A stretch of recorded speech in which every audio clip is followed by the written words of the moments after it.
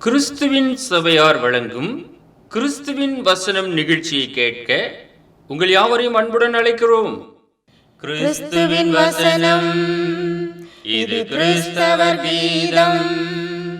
பரிசுத்த வேதம் பறைசாற்றும் வசனம், கிறிஸ்துவின் வசனம், இது கிறிஸ்தவர் கீதம். கிறிஸ்துவின் சபையார் வாழ்த்தி வழங்கும் கிறிஸ்துவின் வசனம், இது கிறிஸ்தவர் கீதம். கிறிஸ்துவின் வசனம், கிறிஸ்துவின் வசனம், கிறிஸ்துவின் வசனம். வேதாகம செய்தி நேரத்திற்கு வரவேற்கிறோம். Welcome to the Bible message. அன்பானவர்களே, இன்றைய நாள் செய்தி வேளையிலே நீதியின் கிரீடம், a crown of righteousness, நீதியின் கிரீடத்தை குறித்து பரிசுத்த வேதாகமம் என்ன சொல்லுகிறது? அப்போஸ்தலனாகிய பவுல் இது குறித்து போதித்திருக்கின்றார். 2 தீமோத்தேயு 4வது அதிகாரம் 8வது வசனம். இது முதல் நீதியின் கிரீடம் எனக்காக வைக்கப்பட்டிருக்கிறது. நீதி உள்ள நியாயாதிபதியாகிய கர்த்தர் அந்நாளிலே அதை எனக்கு தந்தருள்வார். எனக்கு மாத்திரமல்ல, அவர் பிரசன்னமாகுதலை விரும்பும் யாவருக்கும் அதை தந்தருள்வார் என்பதாக அப்போஸ்தலனாகிய பவுல் தீமோத்தேயுக்கு எழுதியிருக்கின்றார். ஆம் அன்பான நேயரே, நீதியின் கிரீடம் இன்றைக்கு உங்களுக்கு எனக்கு கூட வைக்கப்பட்டதாக இருக்கின்றது. அந்த நீதியின் கிரீடத்தை நாம் வாஞ்சிக்க வேண்டும். எனக்காக வைக்கப்பட்டிருக்கிறது என அப்போஸ்தலனாகிய பவுல் குறிப்பிட்டிருக்கிறார். அதற்கு என்ன செய்ய வேண்டுமா? அவர் சொல்லுகிறார், பவுல் தன்னுடைய வேலை வரும்போது இதை குறிப்பிடுகிறார். என்னவென்று 2 தீமோத்தேயு 4வது அதிகாரம் 7வது வசனம், நல்ல போராட்டத்தை போராடினேன், ஓட்டத்தை முடித்தேன், விசுவாசத்தை காத்துக்கொண்டேன். I have fought a good fight. I have finished my course. I have kept the faith. நல்ல போராட்டத்தை போராடினேன்.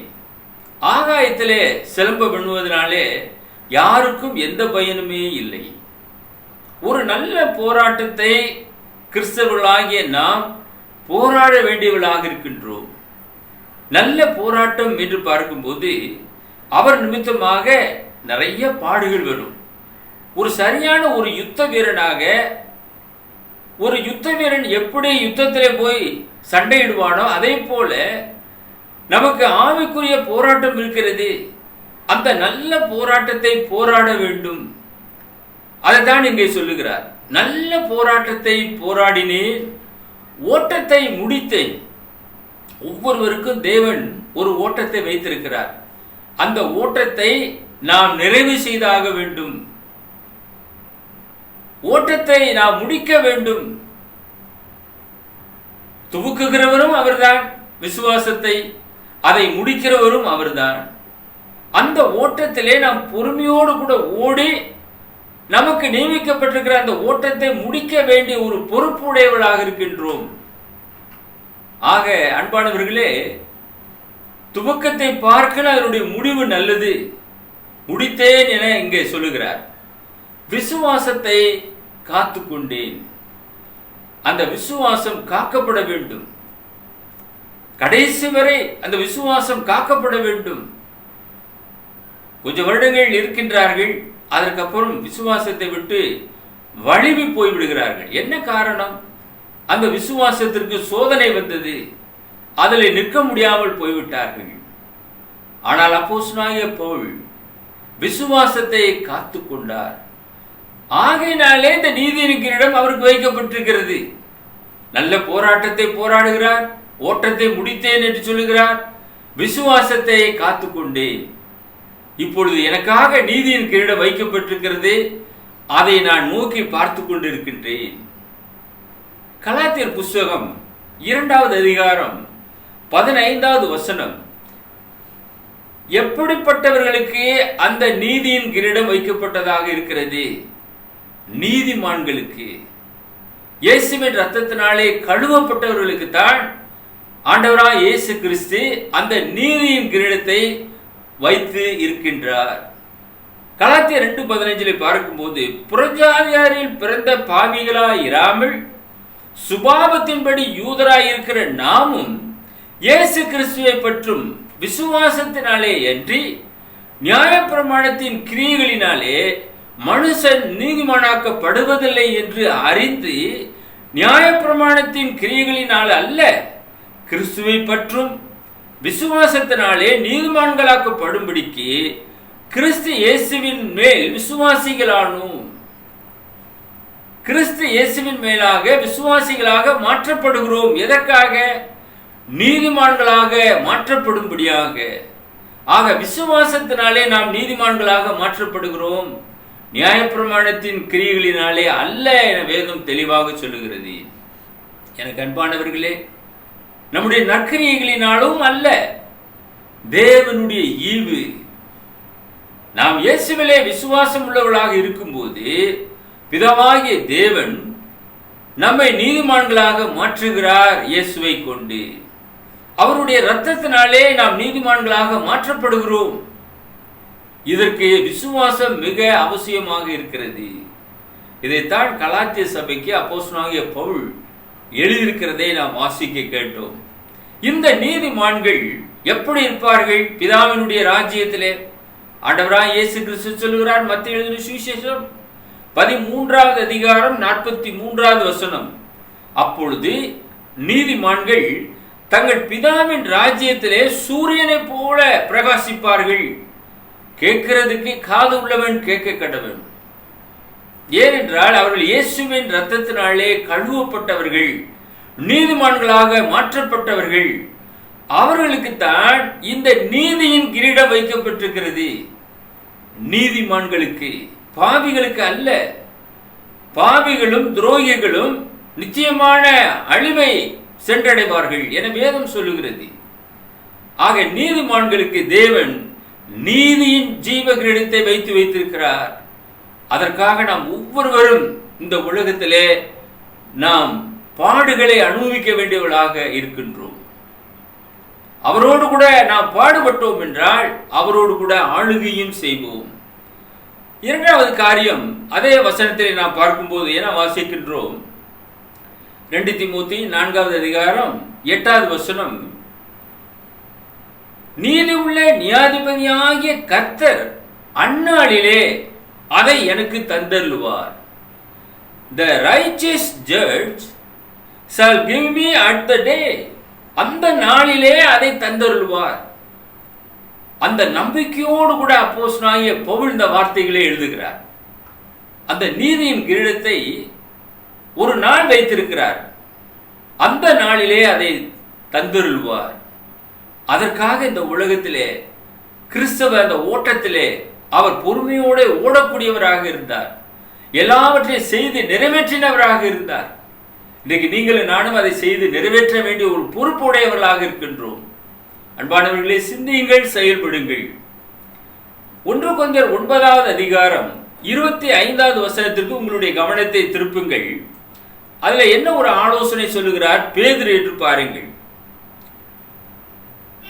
1 கொரிந்தியர் 9வது அதிகாரம் 25வது வசனத்திலே பவுல் குறிப்பிடுகிறார், பந்தயத்திற்கு போராடுகிற யாவரும் எல்லாவற்றிலேயும் இச்சையடக்கமாக இருப்பார்கள்.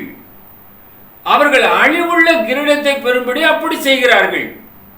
நாமோ அழிவில்லாத கிரீடத்தை பெறும்படி அப்படி செய்கிறோம். ஆக பந்தய சாலையிலே ஓடுகிறவர்கள் எல்லாருமே இச்சையடக்கம் உள்ளவர்களாக இருக்கின்றார்கள். ஒரு உதாரணமாக, ஒரு ஓட்டப்பந்தயத்திலே கலந்திருக்கக்கூடிய ஒரு நபர் அந்த ஓட்டப்பந்தயத்திற்கு முன்பதாக ஒரு மிளகாய் பஜ்ஜியை வாங்கி நன்கு சாப்பிட்டு விட்டு ஓடலாம் என்று நினைப்பாரா? அந்த இடத்திலே அதை சாப்பிட மாட்டார். ஏனென்றால் அவருடைய வயிறு அதை ஏற்றுக்கொள்ளாது. ஒருவேளை பிராபலத்தை கிரியேட் பண்ணும். அவர் ஓட்டத்திலே ஓட முடியாது. ஆகையினாலே இச்சையடக்கத்தோடு கூட இருப்பார். அதை அவாய்ட் பண்ணிவிடுவார். ஏனென்றால் பந்தயத்திலே வெற்றி கொள்ள முடியாது. ஆக பந்தயத்திற்கு போராடுகிற யாவரும் எல்லாவற்றிலேயும் இச்சையடக்கமாக இருப்பார்கள். அவர்கள் அழிவுள்ள கிரீடத்தை பெறும்படி அப்படி செய்கிறார்கள். எப்படியாவது வெற்றி அடைய வேண்டும். ஆகினாலே அவர்களுடைய ஆசை இச்சைகள் எல்லாம் தூர தள்ளி ஒதுக்கி வைத்துவிட்டு முழு கவனத்தையும் பந்தயத்திலே செலவிடுவார்கள். அவர்கள் அழிவுள்ள கிரீடத்தை பெறும்படியாக அப்படி செய்கிறார்கள். ஆனால் நாமோ அழிவில்லாத கிரீடத்தை, அந்த நீதியின் கிரீடத்தை பெரும்படியாக நாம் அப்படி செய்கிறோம். அப்ப நமக்கு எவ்வளவு இச்சையடக்கம் அவசியமாக இருக்கிறது. மேலும் நாம் என்ன பார்க்கிறோம்? 1 பேதுரு 1:5 கடைசி காலத்திலே வெளிப்பட ஆயத்தமாக்கப்பட்டிருக்கிற ரட்சிப்புக்கு ஏதுவாக விசுவாசத்தை கொண்டு தேவனுடைய பலத்தினாலே காக்கப்பட்டிருக்கிற உங்களுக்கு அந்த சுதந்திரம் பரலோகத்திலே வைக்கப்பட்டிருக்கிறது. நாம் விசுவாசத்தை கொண்டு தேவனுடைய பலத்தினாலே காத்துக்கொள்ள வேண்டியது எத்தனை அவசியமான காரியம். அந்த சுதந்திரம் நித்தியமான ஒரு சுதந்திரம், ஆசீர்வாதம், நீதியின் கிரீடம் நமக்காக வைக்கப்பட்டிருக்கிறது. இந்த கடைசி காலத்திலே நீங்கள் நான் அவைகளை குறித்து ஆழமாக சிந்திக்க வேண்டியவர்களாக இருக்கிறோம். பேதுரு எவ்வளவு தெளிவாக எழுதியிருக்கிறார் என்று பாருங்கள். இந்த விசுவாசத்தில் இருந்து நாம் இன்னும் பலப்பட வேண்டும். அந்த சுதந்திரத்தை நாம் எண்ணி எல்லையெல்லாம் நன்றி செலுத்தி இன்னும் கர்த்தருக்காக அரிய பெரிய காரியங்களை நாம் செய்ய வேண்டிய பொறுப்புடையவர்களாக இருக்கின்றோம். எனக்கு அன்பானவர்களே, இந்த உலக காரியங்கள் தான் ஒன்றுமே நமக்கு கைகூடி வரவில்லை. ஆனால் நித்தியத்திலே தேவன் நமக்காக பெரிய காரியங்களை செய்து வைத்திருக்கிறார். கட்டாத வீடுகளிலே போய் நாம் குடியிருக்க போகின்றோம். நமக்காக ஒரு வாசஸ்தலமானது அங்கே ஏற்பாடு செய்யப்பட்டு கொண்டிருக்கிறது. அது நிலையானது, நித்தியமானது. அது நமக்கே உரிய ஒரு சுதந்திரமாக இருக்கின்றது. அதற்கு ஏற்றாற் போல நீங்கள் கிரியை நடப்பிக்க வேண்டும். வேதம் அதைத்தான் எதிர்பார்க்கிறது. மேலும் வெளிப்படுத்தின விசேஷம் 3:10 நாம் பார்க்கும்போது, என் பொறுமையை குறித்து சொல்லிய வசனத்தை நீ காத்து கொண்டபடியால் பூமியில் குடியிருக்கிறவைகளை சோதிக்கும்படியாக பூச்சக்கரத்தின் மேலெங்கு வரப்போகிற சோதனை காலத்திற்கு தப்பும்படி நானும் உன்னை காப்பேன். இக்காலகட்டம் எல்லாம் நமக்கு ஒரு சோதனை காலகட்டம் போலதான் இருக்கிறது. இந்த கொரோனா வைரஸ்னாலே அநேகர் பாதிக்கப்பட்டிருக்கிறார்கள். இது ஒரு சோதனை காலகட்டம். இருந்த போதிலும் அவருடைய வல்லமையுள்ள கரம் நம்மை பாதுகாக்கிறது. ஏனென்றால் நாம் அவருடைய வசனத்தை நாம் உன்னிப்பாக கவனித்துக் கொண்டிருக்கிறோம். பொறுமையை குறித்து சொல்லிய வசனத்தை காத்துக்கொள்ள வேண்டிய ஒரு பொறுப்புடையவர்களாக இருக்கின்றோம். நீடிய பொறுமை உள்ளவர்களாக இருக்க வேண்டும். ஒருபோது அவர் நம்மை விட்டு விலகுவதில்லை. தேவன் சகலத்தை பார்த்து கொண்டிருக்கிறார். என்ன நடக்கிறது என்று பார்த்து கொண்டிருக்கிறார். எனக்கு அன்பான தொலைக்காட்சி நேயரே, கிறிஸ்துக்குள்ளான சகோதரனே, சகோதரியே, நண்பர்களே, சற்று இந்த வசனத்தை உன்னிப்பாக கவனித்து பாருங்கள். பூமியிலே குடியிருக்கிறவர்களை சோதிக்கும்படியாக பூச்சக்கரத்தின் மேலெங்கு வரப்போகிற சோதனை காலத்திற்கு அவர் நம்மை தப்புவிக்க அறிந்திருக்கிறார். நம்மை காப்பாற்றுவதாக சொல்லுகிறார். ஏனென்றால் உள்ளங்கையிலே உங்களை வரைந்து வைத்திருக்கிறேன் என்று சொல்லுகிறார். உங்கள் தலையில் உள்ள முடியெல்லாம் எண்ணப்பட்டிருக்கிறது என்று சொல்லுகிறார். அப்ப எந்த அளவுக்கு அவர் நம்மை நேசிக்கிறார் என்று பாருங்கள். சோதிக்கப்படுகிற எவனும் நான் தேவனால் சோதிக்கப்படுகிறேன் என்று சொல்லக்கூடாது. சோதனைகளை சகிக்க கற்றுக்கொள்ள வேண்டும். சோதனைகள் வரும்போது சோதனைகளை சகித்து வெற்றி சிறந்த ஆண்டவராய் இயேசு கிறிஸ்துவை நோக்கி பாருங்கள். நீங்களும் வெற்றியுள்ள கிறிஸ்தவர்களாக வாழ முடியும். மூன்றாவதாக நாம் பார்க்கும்போது 2 தீமோத்தேயு 4:8 எனக்கு மாத்திரமல்ல, அவர் பிரசன்னமாகுதலை விரும்பும் யாவருக்கும் அதை தந்தருவார் என்பதாக சொல்கிறார். Not to me only, but unto all them that love is appearing. அவருடைய பிரசன்னத்தை யாரெல்லாம் விரும்புகிறார்களோ அவர்கள் எல்லோருக்குமே அதை தந்தருள்வார் என்று சொல்கிறார். அந்த நீதியின் கிரீடம், நீதி உள்ள நியாயாதிபதியாகிய கர்த்தர் அதை நிச்சயமாக தருவார். பவுலுக்கு மாத்திரமல்ல, எல்லாருக்குமே தருவார். சிலர் சொல்வார்கள், எனக்கு கர்த்தர் இதை செய்தார், மற்றவர்களுக்கெல்லாம் செய்யவில்லை, எனக்கு மட்டும் அதை செய்தார். சுயநலமாக அநேகர் பேசிக்கொண்டே போவார்கள். இங்கே அப்போஸ்தலனாகிய பவுலை பாருங்கள். எனக்கு மாத்திரமல்ல, யாரெல்லாம் அவருடைய பிரசன்னத்தை விரும்புகிறார்களோ, அவருடைய வருகையின் அந்த நாளை எதிர்பார்க்கிறார்களோ, அவர்களுக்கு எல்லாருக்குமே அதை தந்தருவதாக இங்கே எழுதியிருக்கின்றார். இன்னும் பேதுரு என்ன சொல்லுகிறார்? 1 பேதுரு 5வது அதிகாரம் 2 முதல் 4 வசனங்கள். உங்களிடத்தில் உள்ள தேவனுடைய மந்தையை நீங்கள் மேய்த்து கட்டாயமாய் அல்ல, மனப்பூர்வமாயும் அவலட்சணமான ஆதாயத்திற்காக அல்ல, உற்சாக மனதோடும் சுதந்திரத்தை இருமாப்பாய் ஆளுகிறவர்களாக அல்ல, மந்தைக்கு மாதிரிகளாகவும் கண்காணிப்பு செய்யுங்கள். அப்படி செய்தால் பிரதான மேய்ப்பர் வெளிப்படும் போது மகிமையுள்ள வாடாத கிரீடத்தை பெறுவீர்கள். எவ்வளவு ஒரு அழகான ஒரு ஆலோசனையை அப்போஸ்தலனாகிய பேதுரு இங்கே குறிப்பிட்டிருக்கிறார் என்று பாருங்கள். நாம் கட்டாயமாய் அல்ல, மனப்பூர்வமாக இந்த வேலையை நாம் செய்ய வேண்டும். எப்படி நாம் மனப்பூர்வமாக காணிக்கைகளை கொடுக்கிறோமோ, அதை போல மந்தை மேய்க்கிற வேலையை கூட நாம் மனப்பூர்வமாக செய்ய வேண்டும். அவலட்சணமான ஆதாயத்திற்காக அல்ல. எங்கே பார்த்தாலும் என்ன கொடுப்பீர்கள், இந்த வேலை செய்தால் எவ்வளவு சம்பளம் கிடைக்கும், கூலி இல்லாமல் யாருமே வேலை செய்வதே இல்லை. ஆனால் கர்த்தருடைய வேலை அப்படி அல்ல. அப்போஸ்தலர்கள் இயேசுவினாலே தெரிவு செய்யப்பட்டார்கள். எவ்வளவு கூலியை இயேசுவினிடத்திலிருந்து பெற்றுக்கொண்டார்கள்? என்ன கூலி இயேசு அவர்களுக்கு கொடுத்தார்? ஏதாவது எவிடன்ஸ் உண்டா வேதத்திலே? இல்லையே. கண்காணிப்பு செய்தார்கள். கர்த்தருடைய உபதேசத்தை அந்த உலகமெங்கிலும் கடந்து சென்று சுவிசேஷ பணியை அவர்கள் செய்தார்கள்.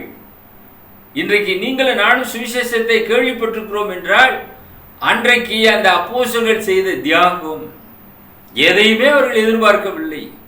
உங்களுடையதை அல்ல, உங்களையே நாடுகிறேன் என பவுல் எழுதியிருக்கின்றார். அவர்கள் எல்லாருமே ஆத்துமாக்களையே நாடினார்கள். ஆக மந்தையை மேய்த்தார்கள். இதைத்தான் அங்கே பேதுரு சொல்லுகிறார். தேவனுடைய மந்தையை நீங்கள் மேய்த்து அதை கட்டாயமாயம் அல்ல, மனப்பூர்வமாக அந்த வேலையை செய்து அவலட்சணமான ஆதாயத்திற்காக அல்ல, உற்சாக மனதோடு அந்த வேலையை செய்யுங்கள். உற்சாகமாக அவர்கள் செய்தார்கள். இன்றைக்கு மந்தையை மேய்க்கிறவர்கள், மந்தையில எத்தனை ஆடை நாம் அடித்து சாப்பிடலாம், அதை விற்று அந்த காசை நாம் வைத்துக் கொள்ளலாம். இப்படி ஒரு மேய்ப்பன் இருப்பானே என்றால் அந்த மந்தை எப்படி பழுகி பெருகும், மந்தை எப்படி டெவலப் ஆகும்? அன்பானவர்களை சிந்தியுங்கள். சுதந்திரத்தை இருமாப்பாய் ஆளுகிறவர்களாக அல்ல. நமக்கு தேவன் ஒரு சுதந்திரம் கொடுத்திருக்கிறாரு. அதை இருமாப்பாக ஆளக்கூடாது. நான் சொல்றபடிதான் நடக்கணும் மந்தை, இல்லைன்னா உங்களுக்கு எனக்கு சம்மதம் இல்லை, இப்படியெல்லாம் நான் பேசுவோம் என்றால் நமக்குள்ளாக தாழ்மை இல்லை. மந்தையை நாம் மேய்க்க வேண்டும், அவைகளை போஷிக்க வேண்டும், நசல் கொண்டதை காயம் கட்ட வேண்டும், சரியான மேய்ச்சல்களே அவர்களை வழிநடத்த வேண்டிய ஒரு பொறுப்பு நமக்கு கொடுக்கப்பட்டிருக்கிறது. மந்தைக்கு மாதிரிகளாக நாம் இருக்க வேண்டும். கண்காணிப்பு செய்யுங்கள். அப்படி செய்தால் பிரதான மேய்ப்பர் வெளிப்படும் போது மகிமையுள்ள ஒரு வாடாத கிரீடம் உங்களுக்கு கொடுக்கப்படும் என்பதாக அங்கே பேதுரு எழுதியிருக்கிறார். 1 பேதுரு 1வது அதிகாரம் 7வது வசனம், அழிந்து போகிற பொன் அக்கினியினாலே சோதிக்கப்படும், அதை பார்க்கலும் அதிக விலையேற பெற்றதாயிருக்கிற உங்கள் விசுவாசம் சோதிக்கப்பட்டு இயேசு கிறிஸ்து வெளிப்படும் போது உங்களுக்கு புகழ்ச்சியும் கனமும் மகிமையும் காணப்படும். தங்கம் அக்கினியினாலே சோதிக்கப்படுகிறது. அதை பார்க்கல விலையேற பெற்றது நம்முடைய விசுவாசம். அதற்கு ஈடானதே அல்ல, அதற்கு மேற்பட்டது, விலையேற பெற்றது. உங்கள் விசுவாசமானதும் சோதிக்கப்படும். ஆபிரகாமுடைய விசுவாசம் சோதிக்கப்பட்டது. தன்னுடைய ஒரே மகனை பலியாக ஒப்பு கொடுத்தான். கடற்கரை மணலித்தனையான ஆசீர்வாதத்தை தேவ சமூகத்திலே பெற்றான். நட்சத்திரங்களைப் போல அவனுடைய சந்ததியை தேவன் பெருக பண்ணினார். அவன் செலுத்தினது ஒன்று, அவன் பெற்றுக்கொண்டது கோடிக்கணக்கான ஆசீர்வாதங்கள். எனக்கு அன்பானவர்களே, உங்கள் விசுவாசமும் சோதிக்கப்படும் போது இந்த விதமான ஆசீர்வாதங்களை நீங்கள் பெற்றுக்கொள்வீர்கள். இயேசு கிறிஸ்து வெளிப்படும் போது உங்களுக்கு புகழ்ச்சி, கனம், மகிமை எல்லாம் உண்டாக காணப்படும். வெளிப்படுத்தின விசேஷம் 2வது அதிகாரம் 7ஆம் வசனத்துக்கு கவனத்தை திருப்புவோம். ஆவியானவர் சபைகளுக்கு சொல்லுகிறதை காது உள்ளவன் கேட்க கடவன். ஜெயம் கொள்ளுகிறவன் எவனோ அவனுக்கு தேவனுடைய பரதேசின் மத்தியில் இருக்கிற ஜீவ விருட்சத்தின் கனியை கொடுப்பேன் என்று எழுதி ஒவ்வொரு சபைகளுக்கும் ஒவ்வொரு ஆசீர்வாதத்தை சொல்லுகிறார். 7 சபைகளுக்கு. இதுல இந்த சபைக்கு, எபேசு சபைக்கு சொல்லும் போது ஜீவ விருட்சத்தின் கனியை புசிக்க கொடுப்பேன் என்று எழுது என்று சொல்லுகிறார். ஜீவ விருட்சத்தினுடைய கனி எனக்கு அன்பானவர்களே கொடுப்பதாக வாக்குத்தத்தம் செய்கிறார்.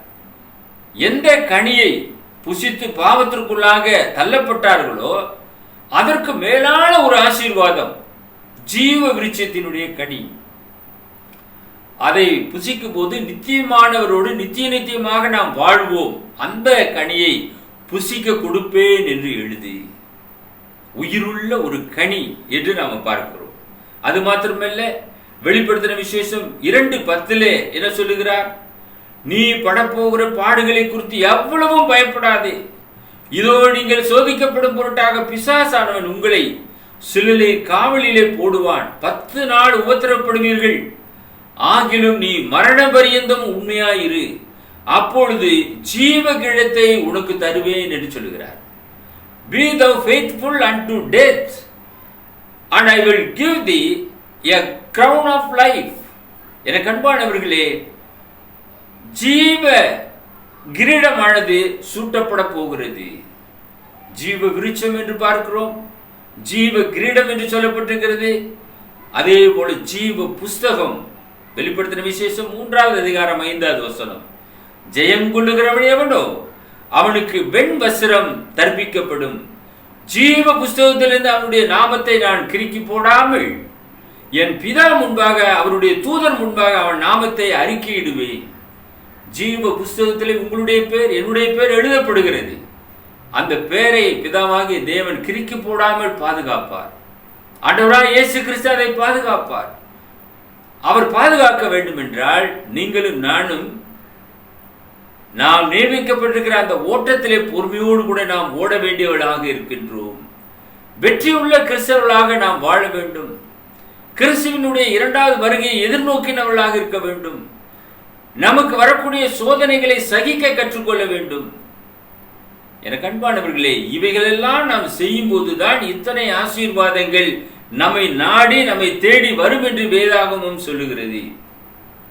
கடைசியாக வெளிப்படுத்தின விசேஷம் 3வது அதிகாரம் 11வது வசனம், இதோ சீக்கிரமாய் வருகிறேன், ஒருவனும் உன் கிரீடத்தை எடுத்துக்கொள்ளாதபடி உனக்குள்ளதை பற்றி கொண்டு இரு என வேதம் சொல்லுகிறது.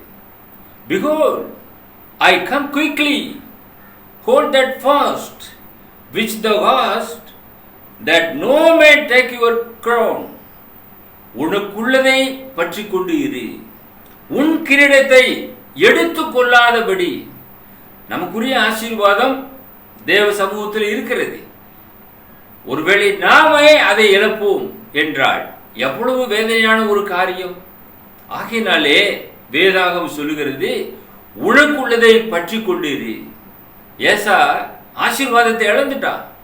பின்பு கண்ணீர் விட்டு கவலையோடு தேடினான், கிடையாமற் போனது. அதே போல எனக்கு அன்பான சகோதரனே, சகோதரியே, நீதியின் கிரீடம் உங்களுக்காக வைக்கப்பட்டிருக்கிறது. நாம் என்ன வாசிக்கிறோம்? ஜீவ விருட்சத்தின் கனி உங்களுக்கு வைக்கப்பட்டிருக்கிறது. அது மாத்திரமல்ல, ஜீவ கிரீடத்தை உங்களுக்கு சூட்ட போகிறார். ஜீவ புஸ்தகத்தில் உங்களுடைய நாமங்கள் எழுதப்பட்டிருக்கிறது. நீதி உள்ள நியாயாதிபதியாகிய கர்த்தர் அந்நாளிலே அதை தருவார். அந்த நீதியின் கிரீடத்தை அதை பெற்றுக்கொள்ளத்தக்கதாக ஒவ்வொரு நாளும் கிறிஸ்து இயேசுவுக்குள்ளாக பரிசுத்த ஜீவியத்தை நீங்கள் செய்வீர்கள் என்றால் நித்தியமான பிதாவாகிய தேவன் உங்களோடு கூட இருந்து உங்களை அற்புத விதமாக வழிநடத்துவார். நாங்கள் உங்களுக்காக பாரத்தோடு ஜெபம் பண்ணுகிறோம். எங்களை நேசித்து வழிநடத்துகிற பரலோகத்தின் பிதாவே, நன்றியுள்ள இருதயத்தோடு நாங்கள் உம்மை துதிக்கிறோம், ஸ்தோத்திரிக்கிறோம். நீதியுள்ள கிரீடத்தை நாங்கள் ஒவ்வொருவரும் பெற்றுக்கொள்ளத்தக்கதாக அப்போஸ்தலனாகிய பவுலைப் போல இதோ ஓட்டத்தை முடித்தேன், விசுவாசத்தை காத்துக்கொண்டேன் என்று சொன்னதைப் போல நாங்களும் பாதுகாத்துக் கொள்ளத்தக்கதாக கர்த்தர் இந்த வசனத்தின் மூலமாக ஒவ்வொருவரையும் உற்சாகப்படுத்தின தயவிற்காக உமக்கு துதி ஸ்தோத்திரத்தை ஏறெடுக்கிறோம். பார்த்து கொண்டிருக்கிற நேயர்கள், அருமையான கிறிஸ்துக்குள்ளான சகோதர சகோதரிகள் யாவருக்காக நாங்கள் ஜெபம் பண்ணுகிறோம். யாவரும் இயேசு கிறிஸ்துவினுடைய பிரசன்னத்தை எதிர்பார்த்து ரட்சிக்கப்படத்தக்கதாக, நீதியின் கிரீடத்தை அவர் மூலமாக பெற்றுக்கொள்ளத்தக்கதாக கர்த்தர் அவர்களுக்கு கிருபையாய் இறங்கி வழிநடத்திய வேண்டுமாய் எங்கள் அன்பின் ஆண்டவர் இயேசு கிறிஸ்துவின் வலிமையுள்ள நாமத்தில் இந்த ஜெபத்தை தாழ்மையோடு ஏறெடுக்கிறோம் எங்கள் பரலோகத்தின் பிதாவே, ஆமென். அன்பானவர்களே, வேத செய்தியை கேட்டீர்கள். அநேக சத்தியங்களை கற்றிருப்பீர்கள் என்று நாங்கள் நம்புகிறோம். உங்களுக்கு ஆவிக்குரிய புத்தகங்கள் தேவைப்பட்டால் எங்களோடு கூட தொடர்பு கொள்ளுங்கள். மாத இதழ் ஒவ்வொரு மாதமும் அச்சிட்டு வெளியிட்டு வருகிறோம். தி வேர்ட் ஆஃப் கிரைஸ்ட் என்ற தமிழ் மாத இதழ். அந்த மாத இதழ் உங்களுக்கு மாதந்தோறும் தேவைப்பட்டால் எங்களுக்கு எஸ்எம்எஸ் பண்ணுங்கள். 9443558041 என்ற மொபைல் எண்ணுக்கு உங்களுடைய முகவரிகளை எஸ்எம்எஸ் மூலமாக தெரியப்படுத்துவீர்கள் என்றால் நாங்கள் ஒவ்வொரு மாதமும் உங்களுக்கு இந்த மாத இதழை அனுப்பி கொடுப்போம். கர்த்தர் தாமே உங்களையும் உங்களுடைய குடும்பத்தாரையும் ஆசீர்வதித்து நித்திய ஜீவனுக்கு நேராக உங்களை வழிநடத்துவாராக. All of us will die one day. You can do nothing about that. But if you give your life on earth to God, death for you will not be the end, but rather a new beginning. Amen. நாம் அனைவரும் ஒரு நாளில் மரிப்போம். நீ அதனோடு ஒன்றும் செய்ய முடியாது. ஆனால் நீ பூமியிலே உன் வாழ்வை தேவனுக்கு கொடுத்தால் மரணம் உனக்கு முடிவாய் இராது. மாறாக ஒரு புது வாழ்வு துவங்கும். ஆமென். அன்பானவர்களே, தொலைக்காட்சி நிகழ்ச்சியை பார்த்தீர்கள். வேத சத்தியத்தின்படியான செய்தியை இந்த நாளிலே கேட்டிருப்பீர்கள் என்று நாங்கள் நம்புகின்றோம். இவ்விதமான செய்திகளை தொடர்ந்து தி வேர்ட் ஆஃப் கிரைஸ்ட் நிகழ்ச்சி மூலமாக நாங்கள் வழங்கிக் கொண்டிருக்கின்றோம். உங்களுக்கு ஆவிக்குரிய புத்தகங்கள் தேவைப்பட்டால் எங்களோடு கூட தொடர்பு கொள்ளுங்கள். 9443558041 என்ற மொபைல் எண்ணுக்கு உங்களுடைய முகவரிகளை எஸ்எம்எஸ் மூலமாக அனுப்பி தருவீர்கள் என்றால் நாங்கள் உங்களுக்கு மாத இதழ் மற்றும் அநேக ஆவிக்குரிய புத்தகங்களை அனுப்பி கொடுக்க ஆவலாக இருக்கின்றோம். உங்களோடு சேர்ந்து வேதத்தை நாங்கள் பகிர்ந்து கொள்ளும்படியாக நாங்கள் வாஞ்சை உள்ளவர்களாக இருக்கிறோம். நீங்கள் எந்த மாவட்டத்தில் இருந்தாலும் சரி, எந்த குக்கிராமத்தில் இருந்தாலும் சரி, அங்கு வந்து வேத பாடசாலைகளை நடத்தவும், அங்கே கர்த்தருடைய சபையை உங்கள் மூலமாக அந்த பகுதியிலே உருவாக்கவும் நாங்கள் ஆயத்தம் உள்ளவர்களாக இருக்கிறோம். எங்களோடு கூட தொடர்பு கொள்ளுங்கள். நாங்கள் உங்களுக்கு ஆவிக்குரிய உதவிகளை நாங்கள் செய்யத்தக்கதாக வாஞ்சை உள்ளவர்களாக இருக்கின்றோம். நீங்கள் எங்களோடு கூட இணைந்து கொண்டு கர்த்தருடைய ஊழியத்தை பல இடங்களிலே நீங்கள் செய்யலாம். இந்த உலகத்திலே தேவன் நமக்கு கொடுத்த ஒரு அருமையான வாய்ப்பு. ஆண்டவராய் இயேசு கிறிஸ்து தம்முடைய சீஷர்களை பார்த்து சொன்னார் அல்லவா? மத்தேயு சுவிசேஷம் 28வது அதிகாரம் 18 முதல் 20 வசனங்கள். நீங்கள் உலகமெங்கும் கடந்து சென்று இந்த சுவிசேஷத்தை பிரசங்கம் பண்ணுங்கள். வானத்திலும் பூமியிலும் எனக்கு சகல அதிகாரம் கொடுக்கப்பட்டிருக்கிறது என்று சொல்லியிருக்கிறார் அல்லவா? அந்த சுவிசேஷத்தை சொல்லத்தக்கதாக எங்களோடு கூட இணைந்து கொள்ளுங்கள். ஆவிக்குரிய ஆலோசனைகளை நாங்கள் உங்களுக்கு கொடுக்கத்தக்கதாக ஆயத்தம் உள்ளவர்களாக இருக்கின்றோம். ஆவிக்குரிய புத்தகங்கள் உங்களுக்கு தேவைப்பட்டாலும் எங்களோடு கூட தொடர்பு கொள்ளுங்கள். நாங்கள் அதை உங்களுக்கு தபால் மூலமாக அனுப்பி கொடுப்போம். கர்த்தர் தாமே உங்களை ஆசீர்வதித்து வழிநடத்துவாராக. நன்றி.